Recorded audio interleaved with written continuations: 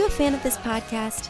Do you wish there was even more juicy content for you to sink your ears into? Well, there is. You can become a premium member of this podcast for $5.99 a month and get full access to an archive of over 50 bonus episodes.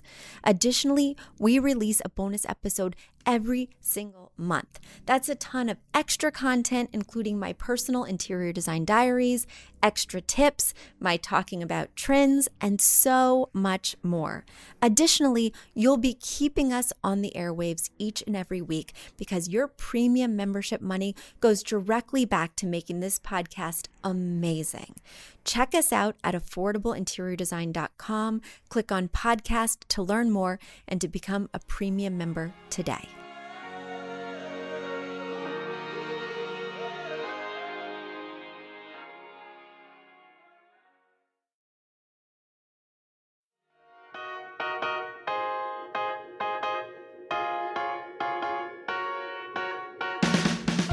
You don't need a high-end designer or a lot of money to get a luxe look. Be your own interior designer. This is Affordable Interior Design, the podcast. Here's your host, Betsy Helmuth. Great to be back with you again this week. I am joined by a very special guest. A lot of you may already know her from her super popular podcast, Ask a House Cleaner. I am joined today by Angela Brown, who's going to give us lots of affordable tips on how to keep our house clean, what we should be focusing on.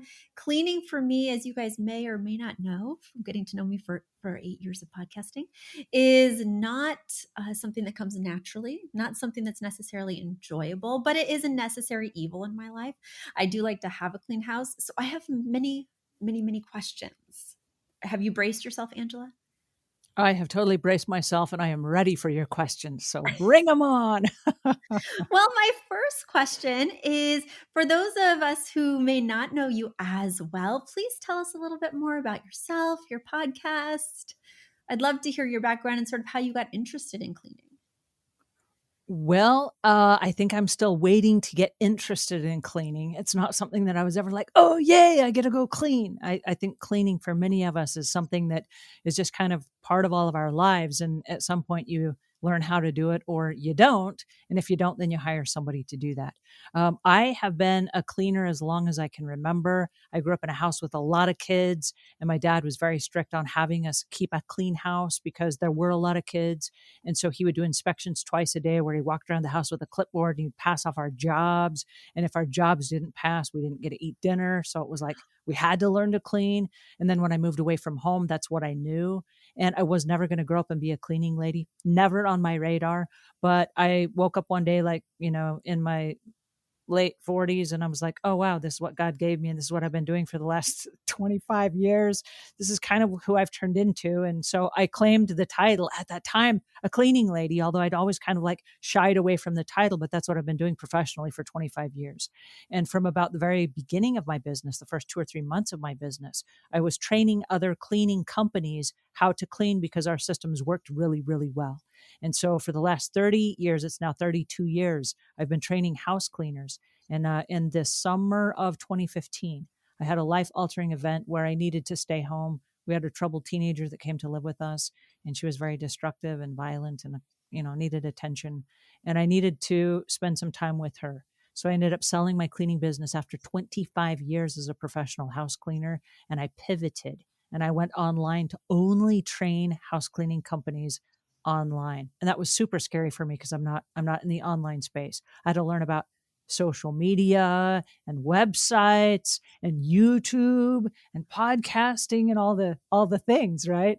But I've really enjoyed cleaning over the years. Still, it is something that most people, like you said, do not love to do. And so that's okay. If you say, I don't love to clean, most people don't love to clean. It's just not one of those things. It's like, oh, goody, I get to clean. It's just, we kind of happen into it. Well, that's so interesting. Did your dad get to see you become sort of this cleaning guru? And what are his feelings about it? It's funny that you ask that because I'm quote, self-employed. And so in my dad's mind, like one day I'm going to get a real job. And so this this isn't a real job. We've got a cleaning company now that spans the globe. We're in 191 languages, 37 countries, and my dad is still waiting for me to like get a real job. And I'm like, I think this is the job, right? I think this is it. But it's funny because I mean, he taught me how to clean. He Yeah, literally taught me how to clean. he And he was a, created you quite yeah, literally and professionally, and then he's not even seeing it or acknowledging the he, amazingness, what he, you did with that. He is now. He's laughing now, going, "Oh, I guess this is kind of, where the chips fall, if you will." And I'm like, "Hey, this is what God gave me. This is what's in front of me." So I'm an official cleaning lady. Yeah. Well, So and our parents have their own blind spots where they're unable to see sort of maybe how they, influenced us or what we carry from their influence. But I'm really glad that you turned that experience of being like monitored with a clipboard into monitoring other cleaners with a clipboard. I think that's pretty fabulous. And I just think that's such an interesting story. Well, it's interesting because I did get a lot of my strategies from my dad. And I watched my dad scale the strategies as our family grew. And then as I took those same strategies and I implemented them, and then my business grew, I was able to scale that on just a growth pattern. And so, yeah, everything I learned, I did learn from my dad. It was How awesome. many kids were there? 19 of us. What? Yeah, I'm number 4. Mom and dad had 1 kid every year for 18 years, then they Oh, were done. Lo and behold, mother went through menopause and what have you, and then several years later, she had the last one. And so, we're just all from the same mom and dad, all 1 year apart except for the last 2, and then there's a gap. So, that's yeah, wild. 12 boys and 7 girls. I'm number 3rd daughter and the 4th child. Okay. Okay. I'm just What's taking all of weird this in. What's weird though is every one of my sisters has had a cleaning business at some point. That's what we Wow. knew. Yeah, Well, and that's plus what the we knew. older ones were, like, probably the ones tasked with the most responsibility with this cleaning, the ones that were supposed to be the best cleaners, and that's probably how you won approval from your dad. Your mom was That's too very busy birthing babies to give you any sort of approval. Oh that's my it's gosh. very possible, but my mother did I mean, she did love to live in a clean house, and so that was kind of a byproduct of it all. Right, So, and kinda your dad's love letter to her, "I'll just whip these kids into shape so they give her what she needs." that's right. Oh my gosh. Well, I think we could do a whole show just on your background. That's fascinating, and I had no idea. But good for you. Good for you. Well, just to turn to more general topics that we can all apply to our lives, whether we have 19 children or two and a half, like me. Uh, um, what is the biggest misconception that you think people have about house cleaning or cleaning their homes in general? I think the biggest misconception people have is that it's gonna be this big thing. It's this big thing like, "Oh, now I have to go clean." And so we create these big walls and barriers around cleaning.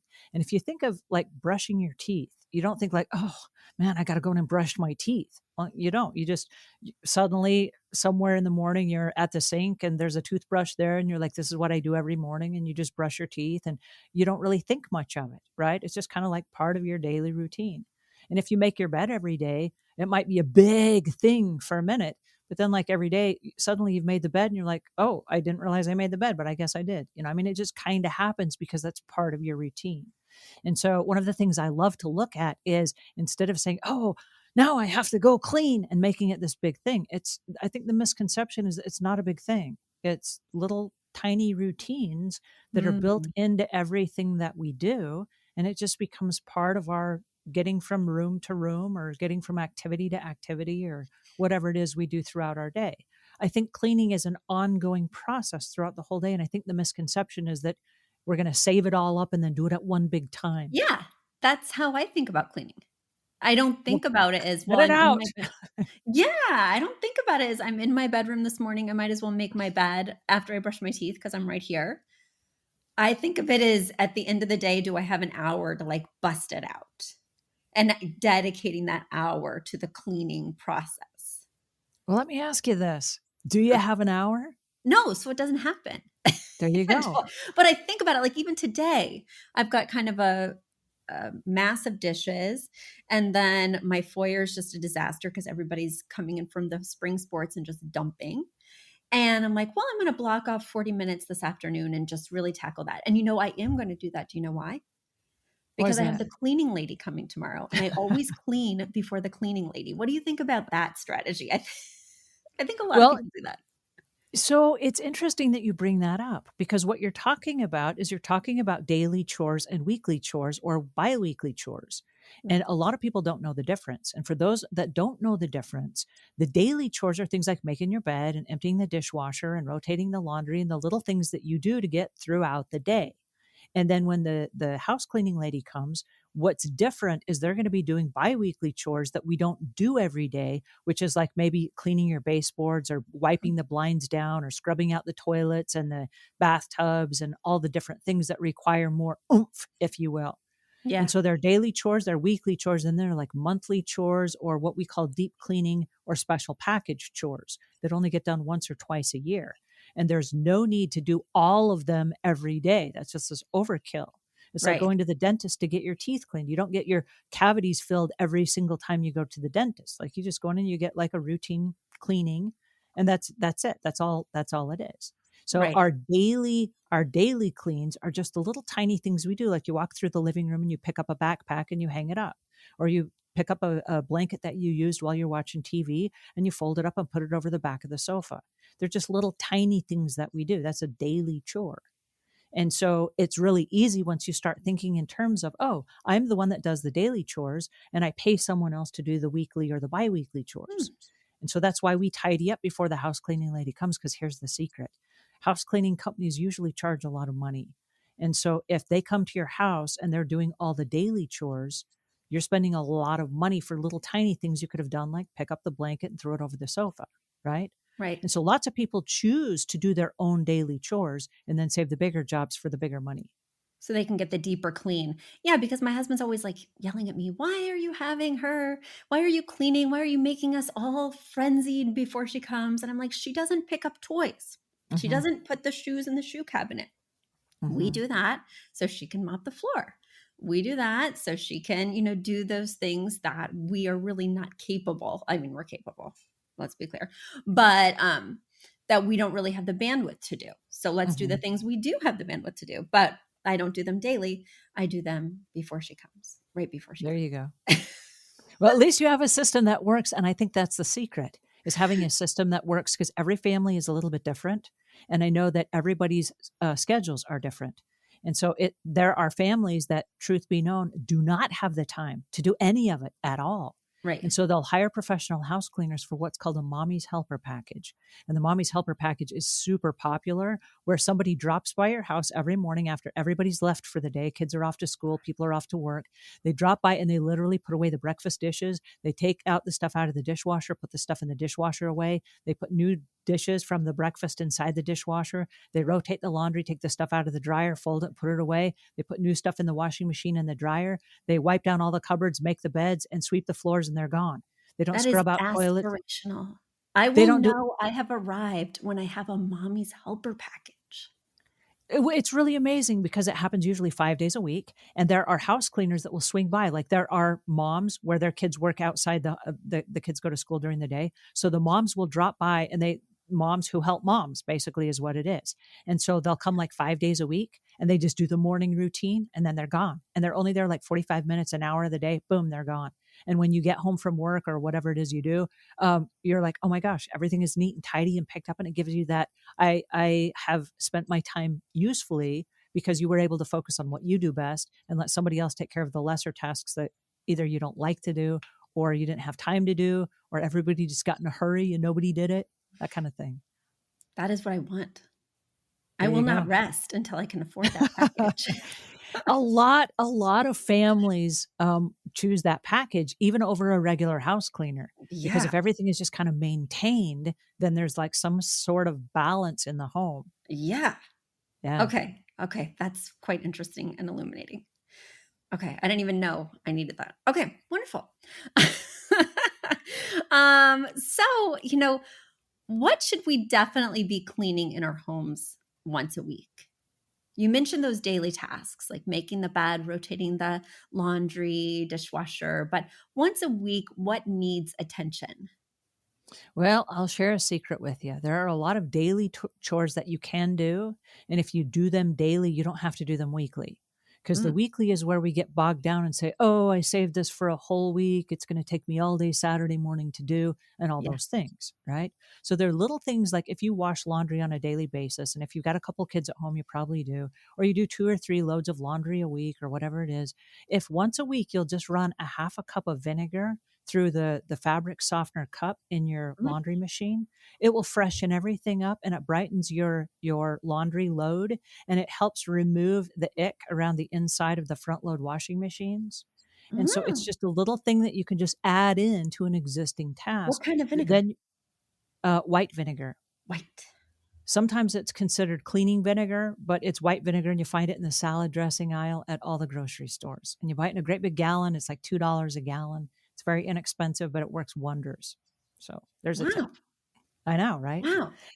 Another weekly chore that we can save on is lots of people will have toilet rings. Mm, And they're like, oh, I got toilet rings. I'm going to have to clean my toilet. And in their mind, it's this big thing. mhm. But if there's a toilet brush that's right next to the toilet, every single morning when you get up, the first time you go in the restroom for the day, very first time, grab the toilet brush and you just run it. We say it's a 10-second routine. You do 3 strokes around the where the ring is, 3 strokes inside the drain at the very Uh-huh. base, and then 3 strokes up around the inside of the rim. It's just like 1, 2, 3, 1, 2, 3, 1, 2, 3.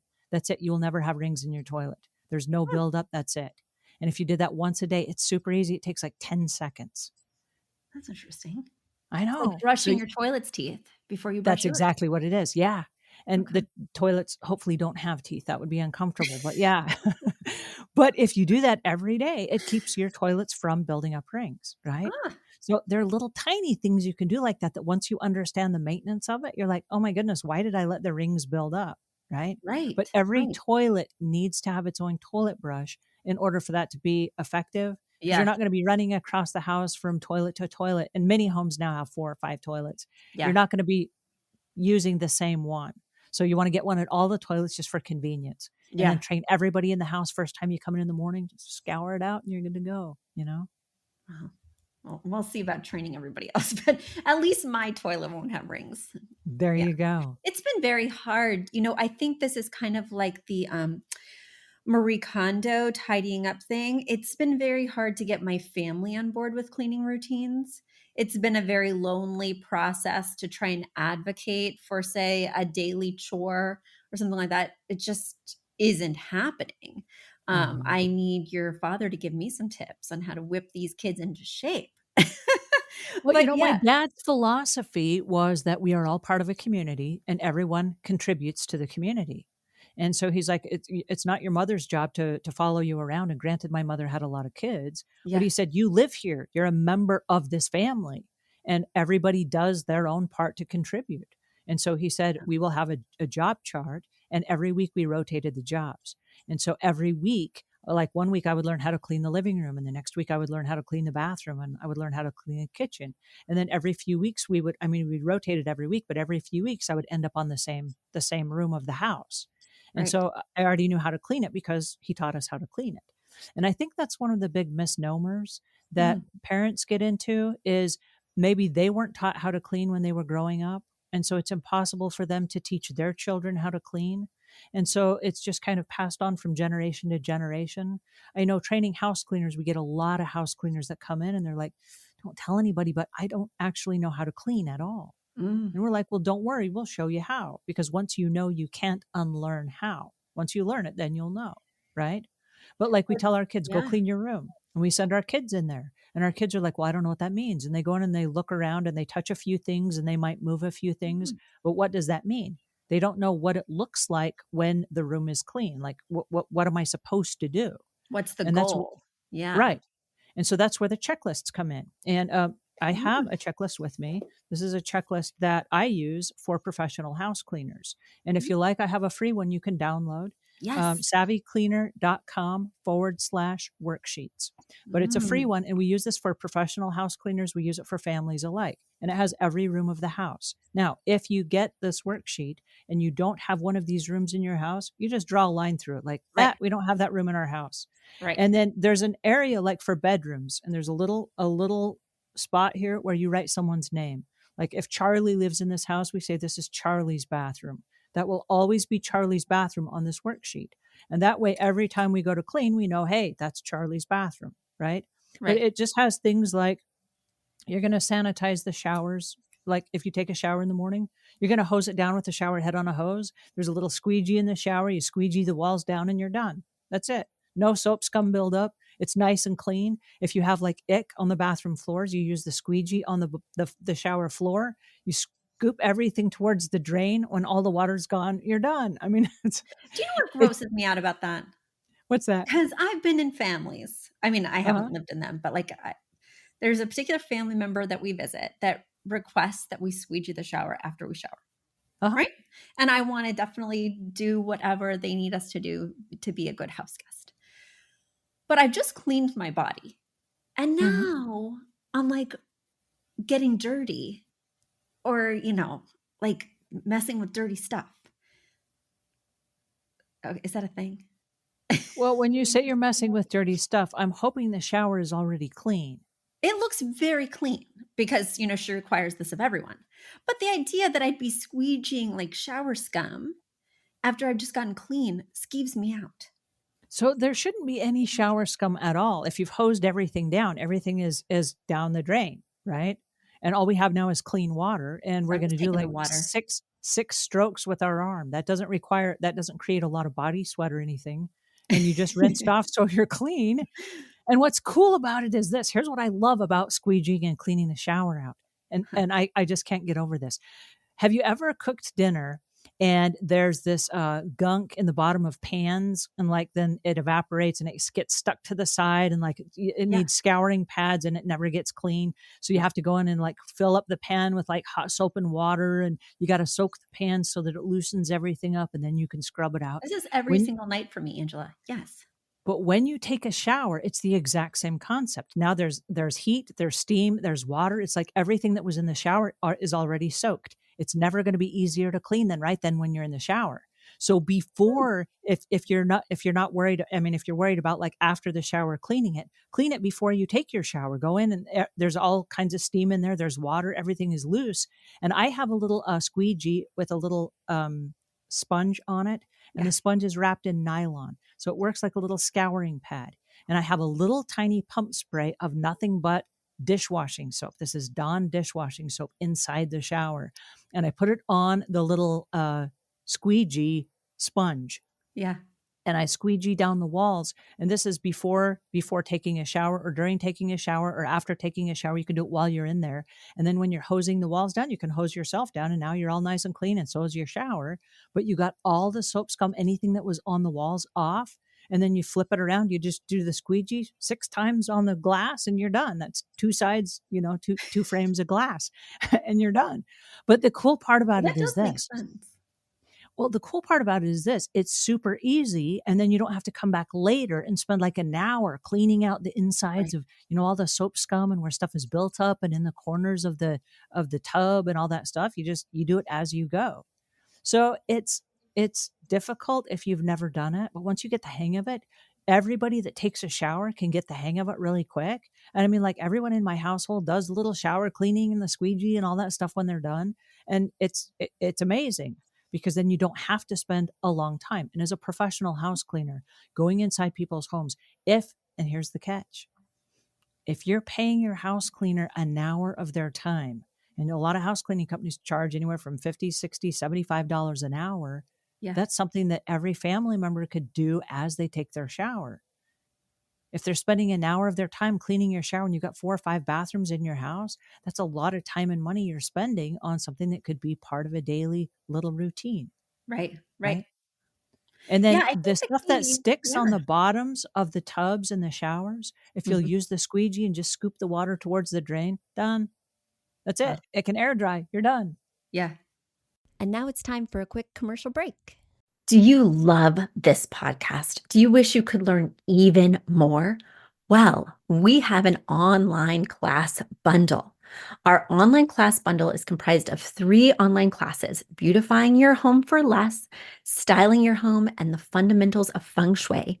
Each one of those 3 classes is between 30 and 45 minutes long and chock filled with visuals and tips, things that will help you to style your own space or help out with other spaces. Additionally, with the pack of 3 classes, you get an autographed copy of my book, Affordable Interior Design. You get all of that for only $99. Once again, that's the 3 online classes as well as the book for only $99. You just go to affordableinteriordesign.com/classes.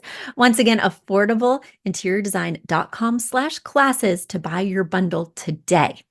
And if one of those classes sounded intriguing, but maybe you already have my book or some of the other topics are not of interest, you can buy the classes individually at that site as well.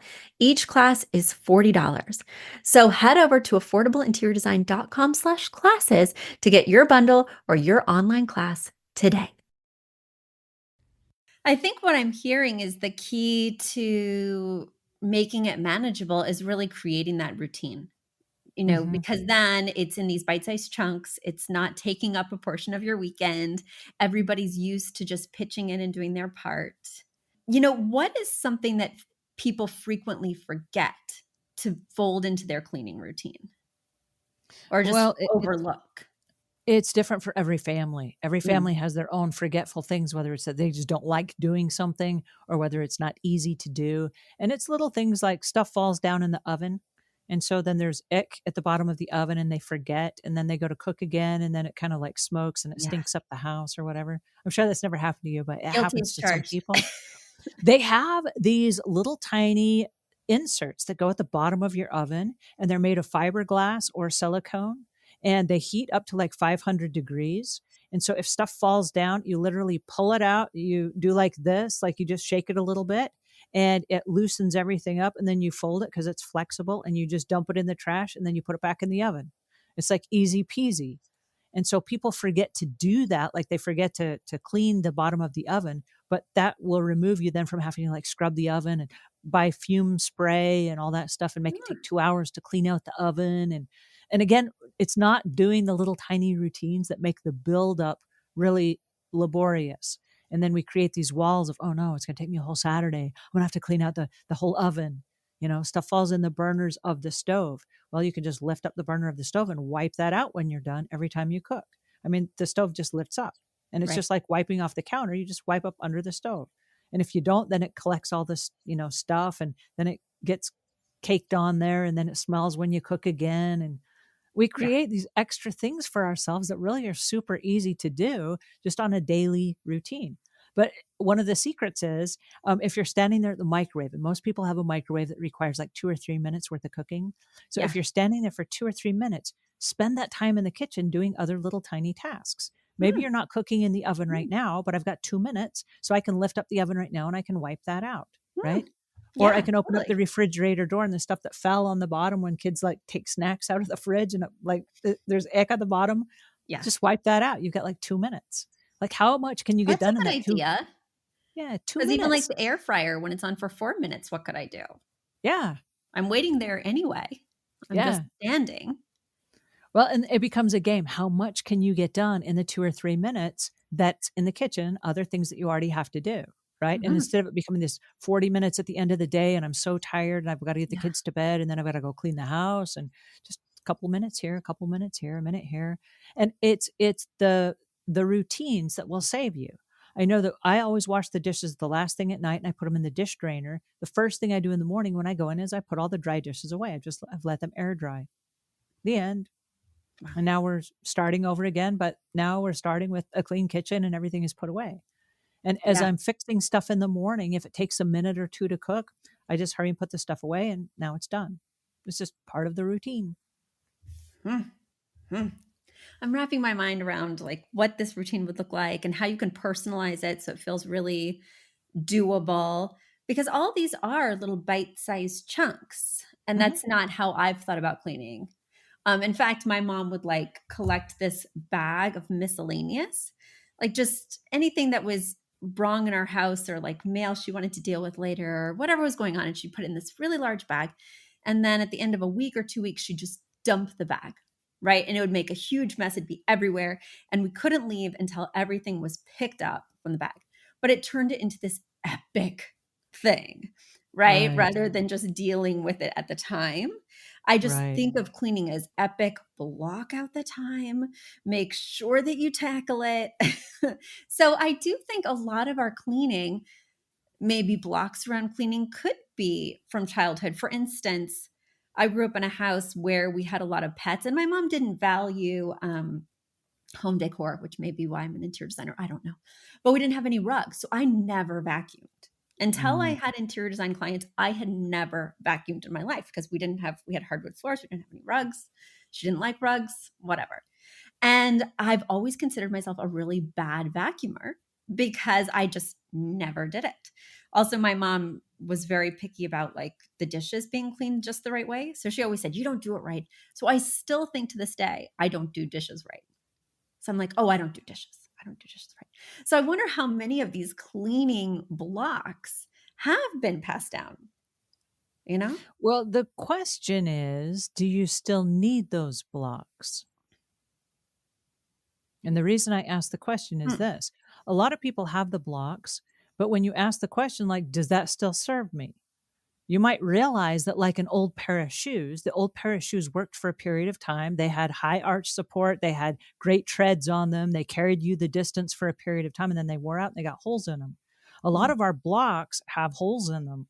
And when you stop to think about them, you're like, well, that was silly. I don't know why I still am carrying that around with me or why I'm still wearing those Yeah. old shoes or old beliefs. I need to take that off and get me a new pair, get me a fresh set of beliefs or fresh set of ideas and really focus on how amazing it is. Like when we go on vacation, we walk into this place, usually a hotel or an Airbnb, and it's really clean. And a part of us is like, whoa, I'm on vacation. Like, and you just feel restful and relaxing. And Yeah. there's just everything is put away and it's organized. And it just gives you this feeling of like unclutteredness. You're just like, ah, this is awesome. And people pay big money to go on vacation for that feeling. Mm. But what if your home, especially a nicely decorated home that had all this amazing decor and it just was a lovely looking place? What if that place felt like that all the time? Oh my gosh. Wouldn't you want to stay home? And how much would you pay for that? And so the price that you pay are these little tiny routines. And so instead of saying, man, I can't wrap my head around cleaning, and not to knock your mother, but the approach of saving everything up and then dumping it out, making a great big pile is really overwhelming. Yeah, it That's was really so overwhelming. overwhelming. Yeah. And then that this does create a block because it's like, oh no, here it comes, and we can't go anywhere and do anything until all the little trinkets are put away or whatever. Yeah. I don't believe in piles at all. And I Oh, have a podcast I love piles. that focuses on nothing but clutter. Okay. And I do not believe in piles at all. And here's the Mm, reason why. what? If you have a big moment and you feel like, oh, I could do anything, and you go and you rip everything out of a closet or out of a cupboard or Yeah. whatever, you get halfway through that pile and then something happens. Okay. This is real life. The phone rings. There's an emergency. You got to go pick up a kid at school. Somebody got hurt. Somebody needs something. There's an emergency and you leave with the best of intentions. I'll be right back. And you never come back. You leave and you go do something and you get sidetracked Yeah. and then the pile just gets left. And now it's just this big thing that keeps burdening us. Every time you walk through the room, you're like, oh, the big pile. I didn't get to it. I didn't finish it. And it's just this Totally. overwhelming thing. So please, whatever you do, don't ever do piles. I don't believe in piles. If Mm. you're going to go declutter something, declutter one thing. Go in a room and pick up all the dishes and go put the dishes in the kitchen sink and you're done. That's it for now. Next time you come in, pick up something else. Pick up all the towels. That's it. Just pick up the towels. Nothing else, just the towels. Go put them in the laundry or hang them up, and now you're done. That's it. The next time you come through, just pick up the paper, pick up the mail, pick up whatever, the magazines, newspaper, whatever it is that's left around. That's it. Don't be picking up all kinds of stuff and do not make a pile. Don't yank everything out going, oh, we're going to sort through everything. Don't do that. You won't get to it. And then you'll have this big pile and you'll feel lousy about it. Just pick Well, up one thing. Angela, I want to say right here, right now, you are wrong. When I make a pile, I get through 80% of it Do and then you? 20% leave. But Wait, that 20%. I have a happy bell. You get a happy bell for getting through 80% of your piles. You are one in a million. But the 20% haunts me like it was 50%. And it never goes away. And then it forms the next pile, right? So, Yeah. oh, that 20% becomes next weekend's task. And we can just pile on that. So you're completely right.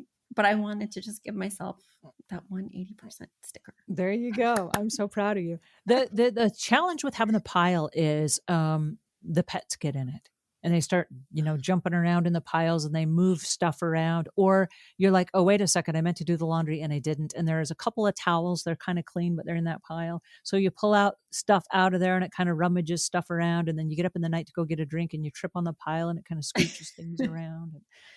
My They kids never take over stay the a pile. pile. Yeah, no, it's true. It's true. Well, and that brings me to my next question, which is really a perfect segue. For those of us who have pets, I have a cat, I have a dog.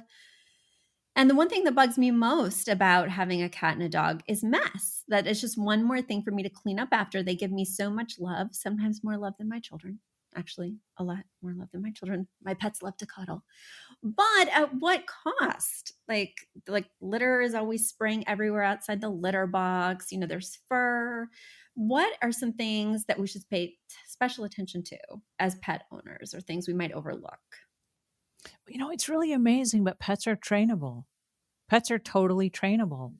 And so Tell me we have more. lots of homeowners that have a little tiny area right inside, like coming in from the garage door or the back door where you have like the little dog door and you Yeah. have like little mat and you have a little tiny, you train the dogs to wipe their feet off when they come in so they don't track it across the floor. You've got a little station where if you're walking your dog when you come in and you dispose of the little poop bags or whatever it is, have some hand sanitizer there where you're cleaning your hands. Show the dog that you're cleaning your hands. Let him do his hands. You do this together as a routine. It just becomes second nature. It's one of those little habits that every time you do, this is how it goes. We don't want a dog running in from the rain and then like tracking it all over our beautifully home decorated floors and rugs, right? Yeah. We don't want that. We want them to come in and follow the rules. And if kitties are getting out of the basket and they're dragging kitty litter around, Yes. Yes. cats know how to clean up and they lick their paws and they're tidy little animals. Show them how to scoop it all up, put it all in a little thing. Show them every time. And they're like, oh, okay, this is what we do. We clean it up when we're done, right? They'll get to the point where they won't drag it out of the bucket because they got to clean it up. Animals are totally trainable. Oh, God. There's it's so easy once they know what to do. But we have lots of pet owners that brush their animals' teeth. It's part of their hygiene. So every night when the adults and the children brush their teeth, bring the pets in and they get their teeth brushed at the same time. We wash everybody up. If it's a little dog, maybe we comb their hair and we do all the grooming right there, which reduces all the pet fur that flies Mm. all over the house. I mean, it's just part of the routine. And so Well, I'm instead of learning it being like, today that my pets are as poorly behaved as my children. So that's helpful. Everybody needs some home training. Yeah. Yeah. well, the thing that's interesting is the pets are also part of the family community. They get to participate as well. And so what happens is when everybody is doing their part, the animals can do their part as well. Now, not all animals are equal. Like a turtle, for example, is not going to help you clean up or whatever, but they don't make a big mess. So, Right. Right. Right. within reason. But dogs and cats are very trainable, as are rabbits. Okay. Wow. Wow. Well, this is a lot to take in. But I feel really empowered. I feel like I've learned a lot today. I have so many more questions. I'm going to have you on again, Angela. I hope you'll come I would back for love it. part two because you are just a wealth of information. And I feel like for me, you've really reframed cleaning.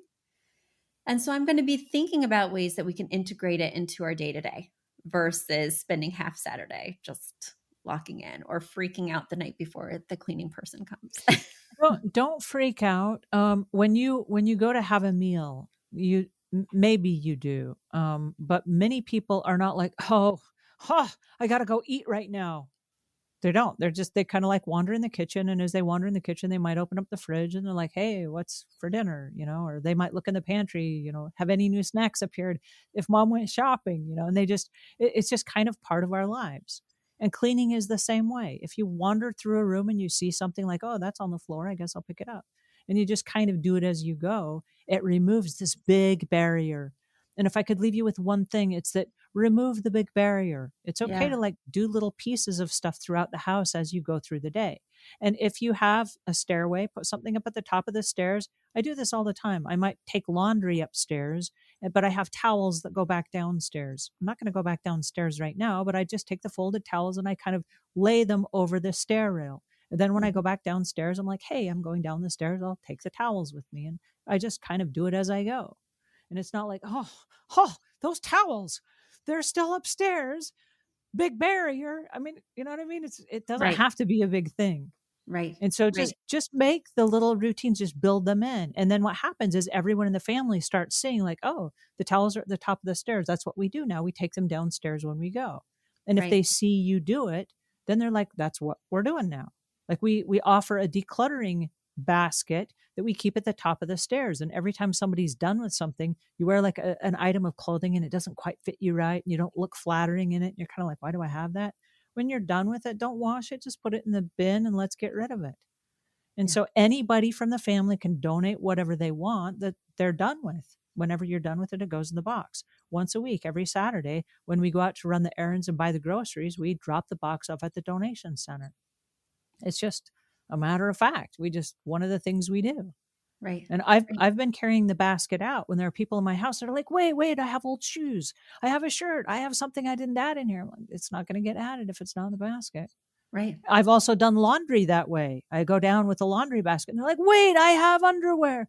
It's not in the hamper. If it's not in the hamper, it's not going to get washed.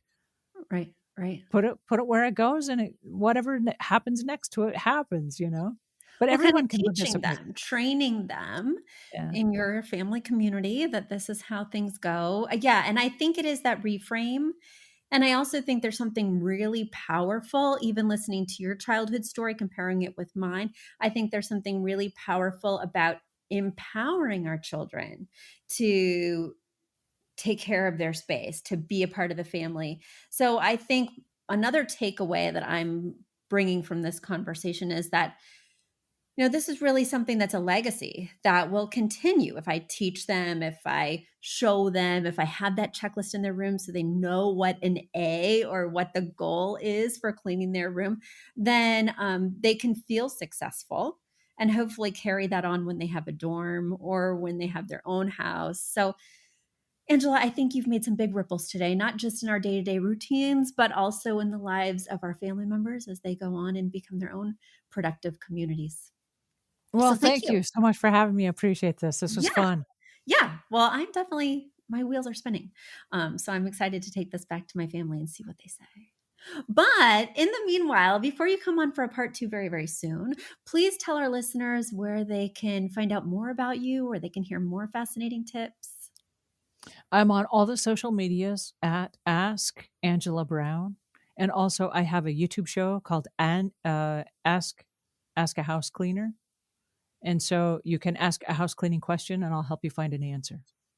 I love it. Well, I have many more questions. So I'll check that out first and then I'll have you back on. And what I'm really going to go do ASAP is download some checklists because I have a feeling I'm missing some things. And even though I don't think I'll ever be exactly like your father, I wouldn't mind having little pieces of that to carry into my family. There you go. Well, thank you so much. This was fun. Thank you so much. Yes, it was great talking with you. And until next time, everybody, we'll see you again next week. Bye. You've asked for it, and we have answered the call. For years, you've been saying, Betsy, you're talking about all these great design concepts, but we can't visualize them. You're describing the picture that the listener sent in of their problem, and we wish we could see that picture too. After all, a picture is worth 1,000 words, and I do my best to describe them, but there's nothing like seeing it for yourself. And that's why Affordable Interior Design, the podcast, now has a YouTube channel. Not only do we have a YouTube channel where you could see recordings and clips of these podcast episodes, we also have an Instagram, a Facebook, and so many other exciting things. You should check it out. Head over to affordableinteriordesign.com/links. Once again, affordableinteriordesign.com links. And when you go there, you will see links to our YouTube page, our Instagram page, our Facebook page, and more. Please check it out, follow and subscribe so you can see everything I'm talking about.